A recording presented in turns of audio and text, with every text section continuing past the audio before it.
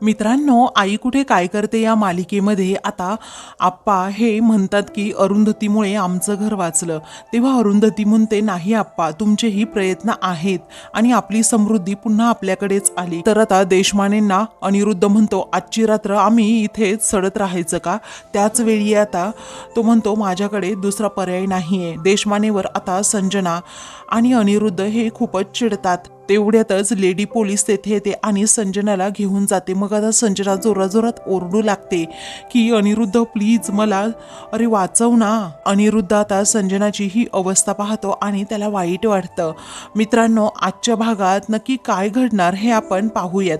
अरुंधती आता कोर्टामध्ये आपलं स्टेटमेंट देत असते की मी अनिरुद्ध देशमुखांवर एवढी वर्ष अगदी मनापासून प्रेम केलं. फक्त त्यांच्यावर नाही त्यांच्या घरावर सुद्धा आणि त्या घरातील माणसांवर सुद्धा. अहो, जे म्हणतील ना ते मी सगळं काही ऐकायचे. अहो, जज साहेब, गाणं माझा आत्मा होता, परंतु ते म्हणाले मला सोड. अहो, कसलाही विचार न करता मी पूर्णपणे गाणं बंद केलं. अहो, मला 3 मुलं झाली आणि त्या मुलांचं करता करताच मी पूर्णपणे रमून गेले. अहो, माझं पूर्ण घर म्हणजे माझा नवरा, माझे सासू सासरे, माझी मुलं, माझं फक्त एवढंच विश्व होतं. मी हे सगळं काही आपुलकीने करत होते, पण तेव्हा माझ्या लक्षातच आलं नाही की अनिरुद्धंना बायको नकोच होती. त्यांचं घर सांभाळणारी आणि त्यांच्या मुलांकडे बघणारी एक फक्त गुलाम हवी होती. तेव्हा आता तिला ते जुने प्रसंग डोळ्यासमोर आठवतात. मग नंतर आता गुलाम कधी असं वाटलंच नव्हतं, कारण देशमुखांकडील सर्वांनाच मी आपलं मानायची. मी सर्वस्व या संसाराला दिलं आणि त्या बदल्यात मला काय मिळालं तर फक्त प्रतारणा. असं म्हणून अरुंधतीला आता पुन्हा सगळे ते प्रसंग आठवतात. अजिबात इंग्रजी चांगलं बोलता येत नव्हतं. भाषेवरून एखाद्याची प्रतारणा कशी होऊ शकते मला माहीतच नव्हतं, कारण मला कधीही त्यांनी कोणत्याही कुठल्याही पार्टीला घेऊन गेले नाहीत. त्यांनी मला सांगितलं असतं की तुला इंग्रजी शिकावं लागेल तर मी शिकले सुद्धा असते, पण त्यांनी मला कधी शिकूच दिलं नाही हो. त्यांनी माझ्या माथ्यावर फक्त जबाबदारीचं ओझं टाकलं होतं. त्यांनी मला प्रोत्साहन देण्यात, प्रगती करण्यात वेळ घालवलाच नाही हो. त्यांनी 4 चौघांमध्ये मिरवता येईल अशी एक मैत्रीण शोधली. तिचं नाव आहे संजना. आता असं म्हटल्याबरोबरच संजनाला प्रचंड धक्का बसतो. मग नंतर अरुंधतीला ते सर्व प्रसंग आठवतात की कशा प्रकारे मला सर्व सत्य यांचं समजलं होतं. त्यानंतर तिचं राहणं कसं अगदी टिपटॉप असायचं. ती अजिबात माझ्यासारखी गबाळी नव्हती आणि किचनमध्ये राबल्यामुळे माझ्या हाताला मसाल्यांचा वास यायचा आणि तो वास तिच्या हातांना अजिबात येत नव्हता, कारण ती अत्तर लावून फिरायची ना, आणि हे सुद्धा तिला अगदी जगभर फिरवायचे. पण जेवण मात्र त्यांना माझ्याच हातचं लागायचं. तेव्हा त्या बिचारीला आता आठवतं की अनिरुद्ध नेहमी म्हणायचा, अरुंधती बाकी सगळं जाऊ देत, परंतु जेवताना तुझ्या हातचा आमटी भात खाल्ल्याशिवाय माझं जेवणच होत नाही, कारण त्यामध्ये माझं निर्मळ प्रेम असायचं ना, असं अरुंधती आता म्हणते. ती जुन्या आठवणी आणि अनिरुद्धचं कारस्थान सांगू लागते की मला जेव्हा गरम गरम त्यांच्या ताटामध्ये पोळी वाढायची ना, तेव्हा खरंच खूप आनंद व्हायचा. नेहमी असं वाटायचं मला की हा माणूस पैशांसाठी राब राब राबतोय, त्यामुळे पहिली पोळी नेहमी मला त्यांच्या ताटात वाढावीशी वाटायची. अगदी त्यांच्या आवडीची भाजी, कोशिंबीर, चटणी मी त्यांच्यासाठी रोज बनवायचे. मी त्यांना देव मानायचे आणि त्यांची सेवा करण्यातच मला धन्यता वाटायची.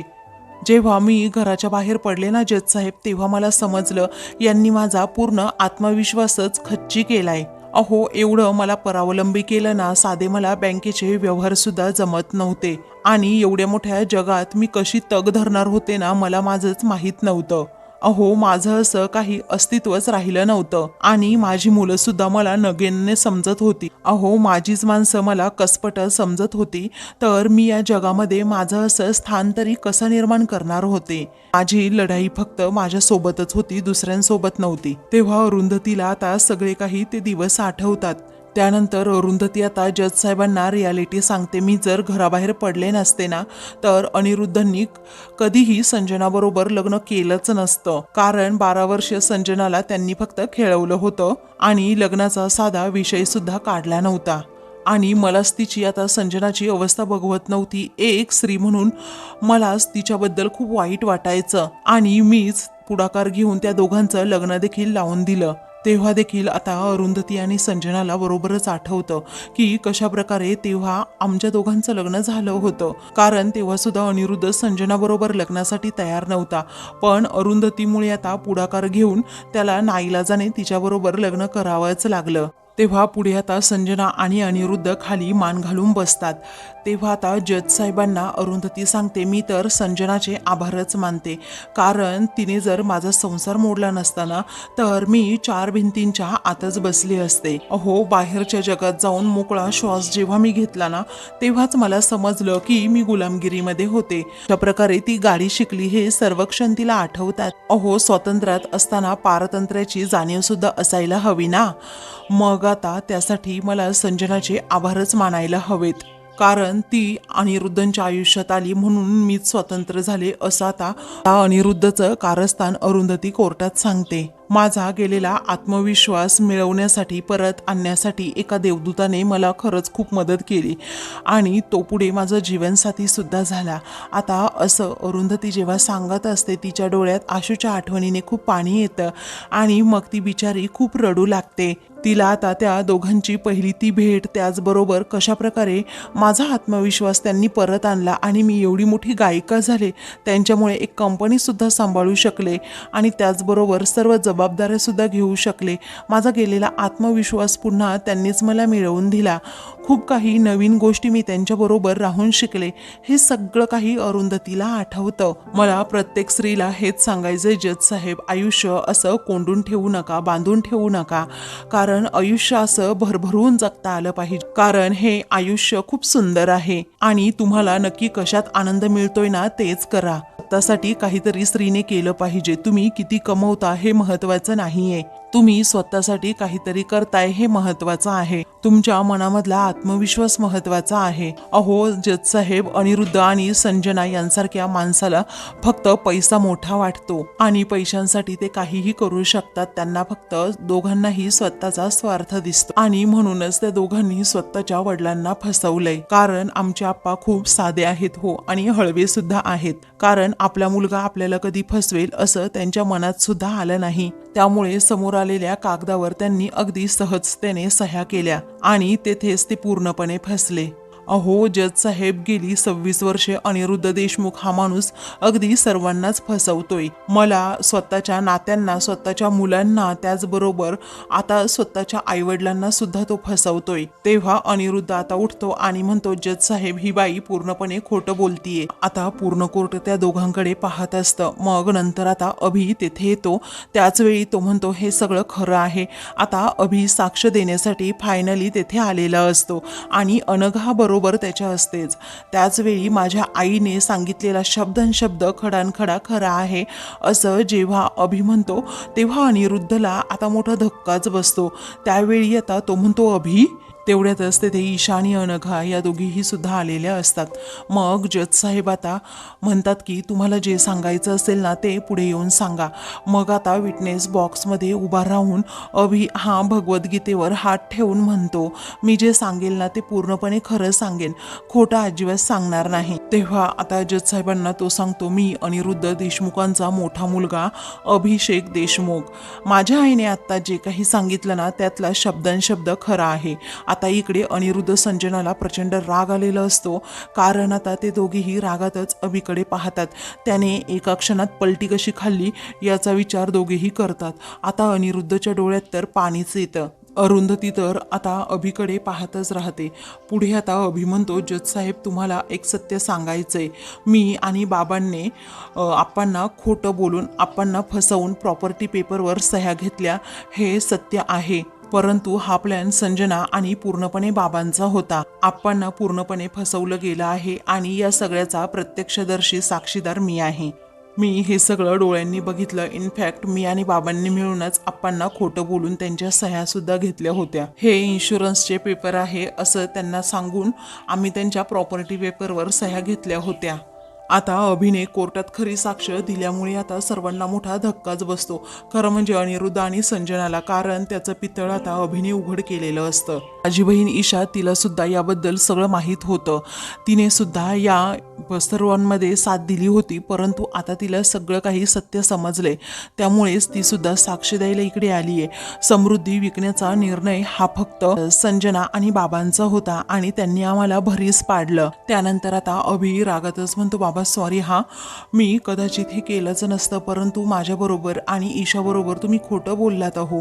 तेव्हा अनिरुद्ध विचारतो, अरे काय खोटं बोललो मी तुमच्याबरोबर? तेव्हा आता तो म्हणतो की त्या बिल्डरकडून तुम्ही पैसे घेतलेत आणि आम्हाला सांगितलं सुद्धा नाही. अहो तुमच्या दोघांचाही आम्हाला फसवायचा प्लॅन होता ना, तुम्हाला आम्हाला घरातून बाहेर काढायचं होतं ना. अहो जज साहेब, मला याची किती शिक्षा होईल ना हे मला माहीत नाही, परंतु मला माझं कुटुंब गमवायचं नाहीये.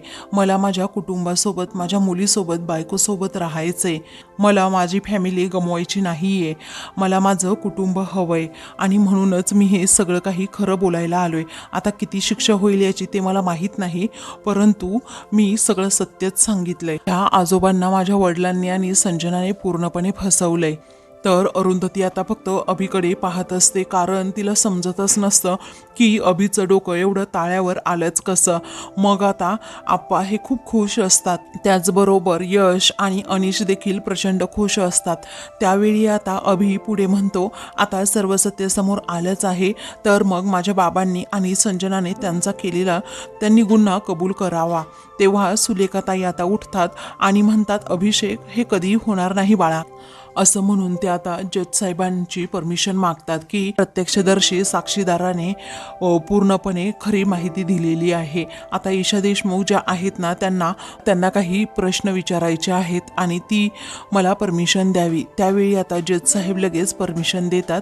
आता अभि त्याच्या जागेवर येऊन बसतो, तर ईशा पुढे विटनेस बॉक्समध्ये जाते. तेथे गेल्यानंतर आता ती सर्वांनाच म्हणते की मी जे काही बोलेन ना ते खरं बोलेन. त्याचवेळी माझ्या भावाने जे काही सांगितलं ते सगळं खरं आहे असं आता ईशा म्हणते. मग आता सुलेखाताई तिला विचारतात, ईशा मॅडम हे पहा, अभिषेक देशमुख जे काही बोलले ते खरं आहे असं तुम्ही आत्ता म्हणताय, पण ते सगळं खरं आहे का? त्यावेळी ईशा म्हणते, हो, मला माझी चूक आता समजली आहे. तेव्हा सर्वजण आता ईशाकडे पाहतच राहतात.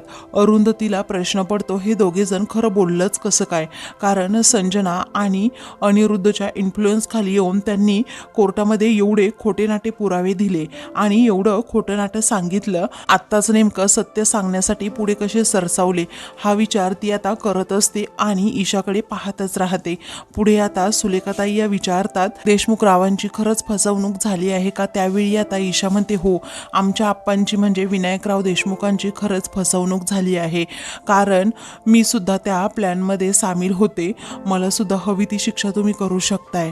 मी तुम्हाला आत्ताच सांगते की बाबांनी आणि संजनाने मिळून प्रॉपर्टीच्या पेपरवर आप्पांच्या सह्या घेतल्या होत्या आणि त्यामध्ये अभिदादा सुद्धा होता खरं, परंतु आम्हाला दोघांना माहीत नव्हतं की या दोघांनी त्या बिल्डरकडून पैसे घेतले आहेत. आणि संजनाना खरंच खूप वाईट आहे, तिनेच बाबांना हे सगळं करायला भाग पाडलं. त्याचबरोबर आता ईशा जे काही कोर्टामध्ये स्टेटमेंट देते ते पाहून आता देशमाने तर खालीच मान घालतात. संजना अनिरुद्धचा चेहरा पडतो, कारण आता अभिने आणि ईशाने सुद्धा त्या प्रकरणातून माघार घेतलेली असते. तर इकडे आप्पा आणि यशला विश्वासच बसत नाही की ईशा हे सगळं काही बोलतीये, म्हणूनच आता ते दोघेही तिच्याकडे पाहतच राहतात. पुढे आता ईशा म्हणू लागते की संजनाना खूप स्वार्थी आहे, कारण तिला शेअरिंग करायला अजिबात आवडत नाही. ती स्वार्थी बाई असून आमच्या घराचं वाटोळं तिनेच केलं, माझ्या बाबांना आमच्यापासून तोडलं, त्याचबरोबर आमच्या आईला सुद्धा, असं म्हणून ती संजनाचा आता एक एक कारस्थान कोर्टासमोर उघड करू लागते. तेव्हा संजनाला आता काय करावं आणि काय नाही असं होतं, कारण ईशाला जे काही सांगितलं होतं ते काही बोललीच नाही. सर्व अंगलट प्लॅन आला तर माझ्यावर ढकलून दिलं या विचाराने संजना आता कासावीस होऊ लागते. मग पुढे आता सुलेखाताई ईशाला जरा स्पष्टपणेच विचारतात, तुम्ही त्या दिवशी जे काही कोर्टात बोलला होतात ना ते खरं आहे की आज जे स्टेटमेंट देत आहेत ते खरं आहे? कारण त्या दिवशी तर तुम्ही ती विरोधात बोलला होतात आणि आज संजना विरोधात बोलताय, म्हणजे तुमचं कोणतं स्टेटमेंट खरं मानायचं? तेव्हा आपली ईशा खाली मान घालते, काय बोलावं सुचत नाही. अख्ख्या कोर्टासमोर ती पण आता तोंडावर पडलेली असते, कारण तिने पलटी खाल्लेली असते. तेव्हा आता ती म्हणते त्या दिवशी मी संजनाच्या इन्फ्लुएन्स खाली येऊन हे सगळं काही बोलले होते, पण आज जे काही बोलते ना ते खरं आहे. माझ्या भावाने जे काही सांगितलं ना ते खरं आहे. मला तेव्हा माहीतच नव्हतं की यांनी आम्हाला सुद्धा एवढा मोठा धोका दिलाय, नाहीतर मी त्या दिवशी असं बोललेच नसते.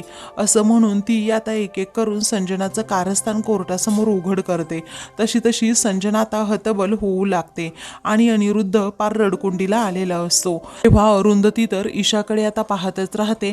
एका क्षणी तिला असं वाटत असतं की जे संस्कार मुलांवर केले आहेत ना ते संस्कार कुठेतरी अजूनही त्याच्या मनामध्ये खोलवर अजूनही टिकून आहेत. हे आता पाहताना तिच्या डोळ्यात पाणी येतं. आता अनिश ईशाकडे पाहतच राहतो आणि त्यालाही वाईट वाटतं, कारण ईशाने जे काही स्टेटमेंट दिलेलं असतं आता कुठे तिचं डोकं ताळ्यावर आलंय असं तो मनात म्हणतो. पुढे आता ईशा संजनाबद्दलच कोर्टामध्ये सांगू लागते की संजना खूप वाईट आहे, तिने मला सुद्धा खूप त्रास दिलाय आणि तिच्या स्वतःच्या मुलाबद्दल सुद्धा तिला काहीच वाटत नाही, तर आमच्याबद्दल तरी काय वाटणार. ती फक्त स्वतःच्या स्वार्थासाठी माणसं जोडते. संजना तर कधी कोणाची आई बनू शकत नाही. माझ्या आईवर संजना कायमच जळत होती आणि तिने नेहमी माझ्या आईचा अपमान केला. आई प्रगती करते म्हटल्यावर नेहमी संजना त्यामध्ये अडथळा आणायची. अहो जज साहेब, माझा भाऊ यश हा प्रत्येक वेळी माझा नेहमी आधारच बनलाय आणि तो तुरुंगात जाण्यापाठीमागे फक्त मीच कारण होते. त्याने जर मला वाचवलं नसतं ना तर माझं आयुष्यच उद्ध्वस्त झालं असतं. तेव्हा सर्वजण आता यशकडे पाहू लागतात, कारण ईशाने आता खरेपणाने ही साक्ष दिलेली असते आणि ती रडत सुद्धा असते. त्यानंतर ईशा आता रडतच सांगत असते की तुम्हाला माहीत नसेल, परंतु आईने आणि यशने कायमच संजनाला सपोर्ट केला आहे. आईने एवढी दुःख सहन करून सुद्धा आमचं कुटुंब एकत्र ठेवण्याचा नेहमीच प्रयत्न केलाय. त्यानंतर पुढे ती आता मोठी पोलखोल करते. माझ्या आईने जरीही एकत्र कुटुंब जोडून ठेवण्याचा प्रयत्न केला ना तरीही संजनाचं तसं नव्हतं. तिला कुटुंब नकोच होतं, तिला फक्त माझे बाबा आणि तीच हवी होती आणि फक्त पैसा आणि पैसा. माझं कुटुंब आणि आम्ही सर्वजण मुलं नेहमी तिच्यामध्ये अडथळा ठरायचो आणि म्हणूनच ती काय करायची की काहीतरी कारस्थान करून आमच्या कुटुंबात भांडणे लावायची. माझ्या बाबांना आपल्याकडे बरोबर तिने वळवून घेतलं होतंच, कधीही एकत्र कुटुंब असं जोडून ठेवलंच नाही. त्यानंतर आता पुढे ईशा सांगते की आमचे बाबा सुद्धा संजनामुळे वाहवत गेले होते. तर ईशा ही तिच्या आईच्या मनाचा मोठेपणा कोर्टासमोर सांगत असते की कशा प्रकारे माझ्या आईने कुटुंब नेहमी जोडून ठेवण्याचा प्रयत्न केला आणि संजनाने ते कुटुंब तोडण्याचा प्रयत्न केला. ईशाने जे काही आता स्टेटमेंट दिलं तेव्हा सुलेखाताई आता लगेच उठतात आणि म्हणतात की तुम्ही हे जे बोललात ते खरं बोललात ना. ईशा म्हणते हो, मी पूर्णपणे शुद्धीताने खरं बोलले आहे. मला आता समजलंय नक्की कोण यामध्ये अपराधी आहे. माझ्या आईने खरंच घरासाठी खूप काही केलंय. त्यानंतर आता सुलेखाताई या म्हणतात की या सगळ्या प्रकरणामध्ये भोसले बिल्डर सुद्धा सामील आहे, त्यामुळे त्यांची सुद्धा चौकशी केली जावी असं मला वाटतं आणि मी कोर्टाला तशी विनंती सुद्धा करते. तेव्हा जज साहेब लगेच परवानगी देतात. त्यानंतर जज साहेब निर्णय देतात की दोन्ही पक्षांची बाजू ऐकून घेतल्यानंतर अनिरुद्ध देशमुख यांनी आपल्या वडिलांना म्हणजे विनायक रावांना सवून प्रॉपर्टी पेपरवर सह्या घेतल्या होत्या. मिसेस संजना देशमुख यांनी सुद्धा यश देशमुख त्याचबरोबर ईशा देशमुख या दोघांनाही आपल्या बाजूने वळवलं आणि या कार्यात सामील करून घेतलं आणि त्या दोघांनीही त्यांना मदत सुद्धा केली आहे. आता पोलिसांनी वेळेवर केलेल्या कारवाईमुळे आरोपींचा एकमेकांच्या मदतीने बंगला स्वतःच्या नावावर करून घेण्याचा कुटील डाव हा पूर्णपणे फसला आहे. त्यामुळे समृद्धी बंगला अजून आहे तसाच आहे. आता यापुढे कोर्ट अनिरुद्ध देशमुख, संजना देशमुख आणि अभिषेक देशमुख यांच्यावरील गुन्हे सिद्ध झाल्यामुळे कोर्ट त्यांना IPC 406 आणि 402 या अन्वये कलमाखाली 1 वर्षाच्या तुरुंगवासाची शिक्षा ठोठावत आहे. आता अशी शिक्षा या तिघांना ठोठावली जाते. त्यामुळेच आता संजना, अनिरुद्ध, अभिला प्रचंड धक्का बसतो, तर बाकी सर्वांच्या डोळ्यात आता पाणी येतं. तेव्हा आता अनघा ही अभिकडे पाहतच राहते. इकडे यशला खूप आनंद होतो की शेवटी आमचा म्हणजे सत्याचा विजय झालाच. परंतु आता जज साहेब अजून एक निर्णय देतात येतात. ती केळकर त्याचबरोबर विनायकराव देशमुख या दोघांनाही धक्काबुक्की केल्याप्रकरणी संजना देशमुख यांना महिन्यांचा तुरुंगवास आता भोगावा लागेल. तेव्हा संजना आता जजकडे पाहतच राहते. तिच्या डोळ्यात देखील पाणी येतं. तर आता जज साहेब पुढे म्हणतात, या दोन्हीही शिक्षा आरोपीने एकत्रच भोगायच्या आहेत. हे ऐकताना आता संजना पार रडकुंडीला येते. तिचा तोरा एका क्षणातच उतरतो आणि मग सर्वजण आता त्या तिघांकडे पाहू लागतात. सत्याचा विजय झालेला असतो. तर सुलेखाताई आप्पा आणि अरुंधतीकडे पाहतच राहतात. तर आता मित्रांनो, पुढील भागामध्ये आप्पा म्हणतात, अरुंधतीने आम्हाला हिंमत दिली, आपलं घर आपल्याला परत मिळते आणि हे सगळ्यांच्या प्रयत्नांचं यश आहे. तर अरुंधती अनघाला विचारते, तुला अभिला भेटायचंय का? तेव्हा ती नाही असं म्हणते. तर दुसरीकडे आता देशमाने हे अनिरुद्ध संजनाला म्हणतात, सर्व प्रोसिजर झाली आहे, त्यामुळे आम्ही आता या क्षणी काही करू शकत नाही. तेव्हा अनिरुद्ध रागातच विचारतो, रात्रभर आम्ही इथे सडत पडायचं का? तेव्हा आजची रात्र तर तुम्हाला इथे काढावीच लागेल असं आता लगेच देशमाने म्हणतात. त्यानंतर लेडी पोलीस येतात, संजनाला घेऊन जातात. ती आरडाओरडा करत, अनिरुद्ध सांग ना, अरे मला यांना घेऊन जायला नको ना सांगू, असं ती तळमळते. अशाच मालिकेंचे पुढील भाग पाहण्यासाठी चॅनलला सबस्क्राईब